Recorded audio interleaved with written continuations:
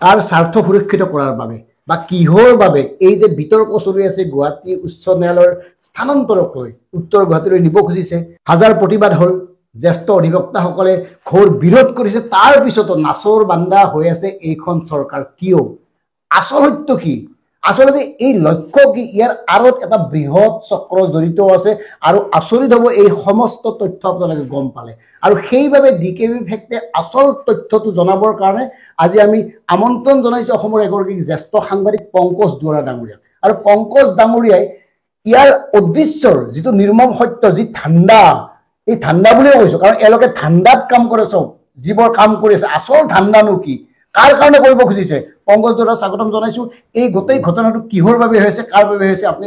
মানে সবিশেষ কওক গুৱাহাটী উচ্চ ন্যায়ালয় ইমান এটা ভাল জেগাৰ পৰা উত্তৰ গুৱাহাটী ৰংমহললৈ স্থানান্তৰ কৰাৰ আঁৰত এটা ডাঙৰ ব্যৱসায়িক চক্ৰ জড়িত হৈ আছে আৰু আমি সকলোৱে জানো হিমন্ত বিশ্ব শৰ্মা তেওঁ এনে এগৰাকী ব্যক্তি যি নিজৰ স্বাৰ্থ অবিহনে কোনো কাম নকৰে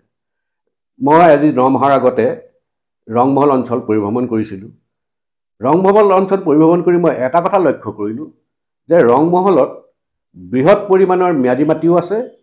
আৰু বৃহৎ পৰিমাণৰ একচনা আৰু চৰকাৰী মাটি আছে কিন্তু অসম চৰকাৰে সিদ্ধান্ত লৈছে যিখিনি ম্যাদী মাটি তাতহে হাইকোৰ্ট সহ যিখন আপোনাৰ জুডিচিয়েল টাউনশ্বিপ প্লেন কৰিছে সেই জুডিচিয়েল টাউনশ্বিপ নিৰ্মাণ কৰিব এতিয়া আমাৰ মূল প্ৰশ্নটো আহিলে যে ৰংমহলত বৃহৎ পৰিমাণৰ একচনা আৰু ম্যাদী মাটি থকাৰ পিছতো কিয় চৰকাৰে মানুহৰ যিখিনি ম্যাদী মাটি য'ত মানুহৰ ঘৰ দুৱাৰ আছে তাত ঘৰ বনোৱাৰ প্লেন কৰিলে এই সম্পৰ্কে যদি আমি চালি জাৰি চাওঁ মোৰ এখন ছেটেলাইট মেপ আছে তোমাক মই দিছোঁ তুমি ছেটেলাইট মেপখন দিবা এই ছেটেলাইট মেপত সকলোৱে এটা কথা মন কৰিব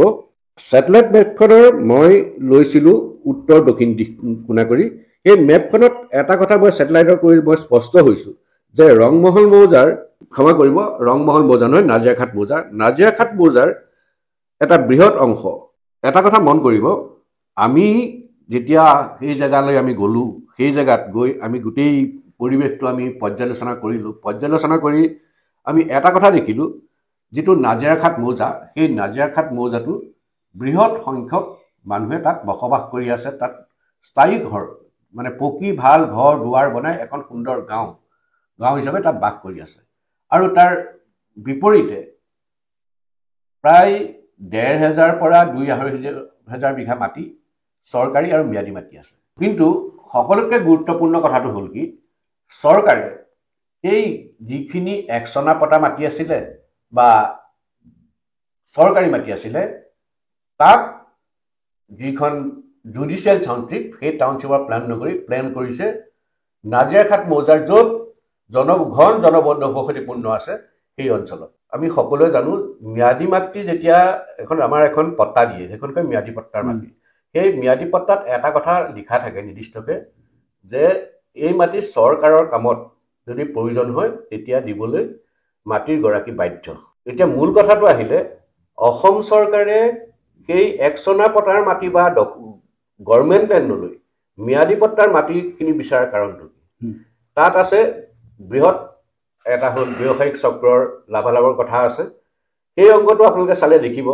অসমৰ মুখ্যমন্ত্ৰীগৰাকীৰ লগত কেইগৰাকীমান বহুত ডাঙৰ বিল্ডাৰ আছে গোটেই পৰিৱেশটো মই পৰ্যালোচনা কৰি এটা কথা মন কৰিছোঁ যদি সেই যি বৃহৎ পৰিমাণৰ মাটি আছিলে সেই বৃহৎ পৰিমাণৰ যিখিনি মাটি সেই মাটিখিনি যিখিনি আছে বিল্ডাৰ ডাঙৰ বিল্ডাৰ তেওঁলোকক দিয়াৰ বাবে চৰকাৰে ভিতৰকৈ পৰিকল্পনা কৰিছে আৰু সেই মাটিত যদি ন্যায়িক টাউনশ্বিপ বনোৱা হয় তেনেহ'লে মাটিৰ পৰিমাণ তাৰ কমি যাব তাৰ বিপৰীতে কৰিছে কি যিখিনি ম্যাদী পট্টাৰ মাটিত বনাবলৈ লৈছে ন্যায়িক টাউনশ্বিপখন আৰু খালী ৰাখিব বিচাৰিছে একচনা আৰু গভৰ্ণমেণ্ট লেণ্ডখিনি আমি সকলোৱে এটা কথা জানো যেতিয়া অসম চৰকাৰৰ যিটো নীতি বা ভূমি নীতি মতে চৰকাৰী কামৰ বাবে যেতিয়া কাৰোবাৰ ম্যাদী মাটি বিচৰা হয় সেই ম্যাদী মাটি দিবলৈ সেই মাটি তাৰ বিনিময়ত উচিত ক্ষতিপূৰণ দিয়ে আৰু তাৰ উচিত ক্ষতিপূৰণ মানে মাটিৰ ভেলুৱেশ্যন যিটো হয় চৰকাৰী ভেলু মতে নকৰে সেইটো ভেলু সেই সময়ত যিটো ভেলু থাকে সেই ভেলুহে কৰে চৰকাৰী ভেলু নকৰে তাৰপিছত তাৰ খালি ঘৰ দুৱাৰৰ সেইটো এষ্টিমেট কৰি তাৰ পৰা পে'মেণ্ট কৰে অৰ্থাৎ অসম চৰকাৰে অধিক দাম দি এতিয়া কৈছে যে অসম চৰকাৰে অধিক পইচা খৰচ কৰি ম্যাদী পট্টাৰ মাটিখিনি কিনিবলৈ লৈছে, কিন্তু একচন আৰু চৰকাৰী মাটিখিনি পেলাই থৈছে। হয়, কাৰণ মূল কথাটো হ'ল কি, হিমন্ত বিশ্ব শৰ্মাৰ লগত যিটো বিল্ডাৰ ব্যৱসায়ী চক্ৰ জড়িত হৈ আছে, সেই চক্ৰটোৰে যদি এই মাটিখিনি বিচাৰে, যিখিনি নাজিৰাঘাট মৌজাৰ যিখিনি ঘনবসতিপূৰ্ণ মাটি বিচাৰে, সেইখিনি তেওঁলোকে নাপায়। মাটি কোনখিনি, গতিকে সেই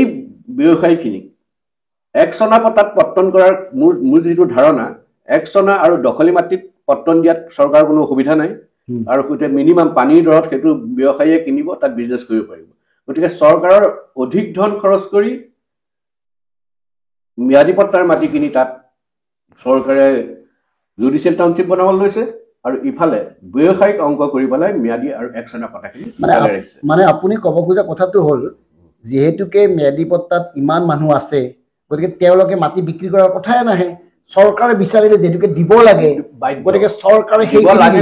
বাধ্য হয়, চৰকাৰে সেই মাটিখিনি লৈ তাৰ কাষত থকা একচনীয়া মাটিখিনি চৰকাৰী দেই, অকল একচনা নহয়। আৰু ইণ্টাৰেষ্টিং কি, আজি বহুত বছৰ চৰকাৰে একচনা পট্টাৰ হেৰি খাজনা লোৱা নাই বিভিন্ন জেগাত। খাজনা নোলোৱাৰ ফলত এটা চনৰ খাজনা দিলে সেই মাটিখিনি অট'মেটিকেলি গভৰ্ণমেণ্টৰ হাতত যায়। একচনা পট্টা মানে একচনীয়া মাটি বা চৰকাৰী মাটিখিনি বৃহৎ ব্যৱসায়িক গোষ্ঠীক গতাই দিয়াৰ কাৰণে ম্যাদী মাটি, আৰু সেই ম্যাদী মাটি কি তেতিয়া নহ'লে যদি ম্যাদী মাটিত নকৰে, ব্যৱসায়ীৰ কাৰণে মাটি কমি যাব, ব্যৱসায়ীৰ কাৰণে মাটিখিনি কমি যাব। গতিকে চৰকাৰে অধিক খৰচ কৰি পেলাই হেৰি মাটিখিনিয়ে লৈছে, ম্যাদী মাটিখিনিয়ে লৈছে। তাত হয়তো কিমান 100 কোটি টকা চৰকাৰৰ খৰচ হ'ব ঠিক নাই, অথচ যদি গভৰ্ণমেণ্টে যিখিনি গভৰ্ণমেণ্ট লেণ্ড বা একচনীয়া মাটিত পট্টাত যদি টাউনশ্বিপখন বহলে জুডিচিয়েল টাউনশ্বিপ, সেইটো মিনিমাম, কাৰণ নমিনেল ৰেট এঠাই দিব লাগে, গভৰ্ণমেণ্ট ৰেটত নমিনেল ৰেট। আৰু এটা কথা মন কৰিব, তাতে যেতিয়া জুডিচিয়েল টাউনশ্বিপখন হ'ব, স্থাপন হ'ব চৰকাৰী খৰচত, তাৰ আশে পাশে থকা চৰকাৰী বা একচনীয়া মাটিখিনিৰ বহুত দাম বাঢ়ি যাব। গতিকে কম দামত তেওঁলোকে কিনিব, পৰৱৰ্তী সময়ত তেওঁলোকৰ এটা ডাঙৰ বিজনেছ ব্যৱসায়, ভয়ংকৰ কাৰবাৰ এটা হ'বলৈ গৈ আছে। তাৰমানে সাধাৰণ মানুহখিনিক কিবা এটা দি চৰকাৰী ৰেট মতে, আৰু চৰকাৰী ৰেট মতেতো কিমান ভেলু পাব? নাই, চৰকাৰী ভেলু পাব, ভেলু দিব। গভৰ্ণমেণ্টৰ ৰাজকোষ খৰচ কৰাত হিমন্ত বিশ্ব শৰ্মাই কিপনাইল নকৰে, সেইটো কিপনাইল নকৰে, সেইটো ৰাজকোষৰ পইচাহে যাব, কিন্তু ব্যৱসায়ী বন্ধুৰ পকেটৰ টকা। কোন ব্যৱসায়ী আছে আপোনাৰ দৃষ্টিত, কোনবোৰ ব্যৱসায়ীৰ কাৰণে এই কামবোৰ কৰি আছে? তেওঁলোকতো অনবৰতে এজন মন্ত্ৰী আছে, এজনক গোটেইটো গুৱাহাটীখন গতাই থৈ দিছে, অশোক সিংঘাল নামৰ। অশোক সিংঘালে কিমানখিনি কি কাম কৰি আছে গুৱাহাটীত। গতিকে মই এতিয়া এটা কথা ভাবো, অন্তত অশোক সিংঘালৰ পৰিকল্পনা মতেহে হিমন্ত বিশ্ব শৰ্মাই গোটেই মানে আমাৰ ন্যায় ব্যৱস্থাটোৰ যিখিনি স্থানান্তৰ, যিটো হাইকোৰ্টখন, গুৱাহাটী হাইকোৰ্টটো স্থানান্তৰ কৰিব লগাটো অলপ ধেমালি কথা নহয়, এইটো চুপুতি কৰিবলগীয়া কথা নহয়। এইটো একদম অশোক সিংঘালৰ প্লেন মতে হিমন্ত বিশ্ব শৰ্মাই এইটো বিজনেছৰ অংশ মাৰি স্থানান্তৰ কৰিছে উত্তৰ গুৱাহাটী, মানে স্থানান্তৰ কৰাৰ প্লেন কৰিছে উত্তৰ গুৱাহাটীৰ ৰংমহল। গমেই পালে আচল কথাটো কি, ক'ত কি চলি আছে। গতিকে দেখাত যদিও বিৰাট ভাল লগা, কিন্তু আচল ঘটনা এইটোহে। জ্যেষ্ঠ সাংবাদিক পংকজ দুৱৰাই তথ্যভিত্তিক, পৰ্যালোচনাত্মক, ক্ষেত্ৰভিত্তিক অনুসন্ধান কৰি যিখিনি তথ্য জনালে, আশা কৰোঁ প্ৰিয় দৰ্শক এই তথ্যৰ ওপৰত আপোনালোকে বিশ্লেষণ আগবঢ়াব। এইকাৰণে বিশ্লেষণ আগবঢ়োৱাৰ প্ৰয়োজন আছে, আচলতে হ'বলৈ গৈ আছে কি, হৈ আছে কি, হ'ব লাগিছিল কি, সাধাৰণ জনতাক ক'ত ব্যস্ত ৰাখি এইখন চৰকাৰে বহুজাতিক কোম্পানী হওক, বহুজাতিক উদ্যোগপতিয়ে হওক, বহুজাতিক ব্যৱসায়ীয়ে হওক, তেওঁলোকক কেনেকৈ আমাৰ অসমৰ ভূমি হস্তান্তৰ বা আপোনাৰ স্বত্ব দিবলৈ পৰিকল্পনা কৰিছে, এই কথাটো আটাইতকৈ গুৰুত্বপূৰ্ণ।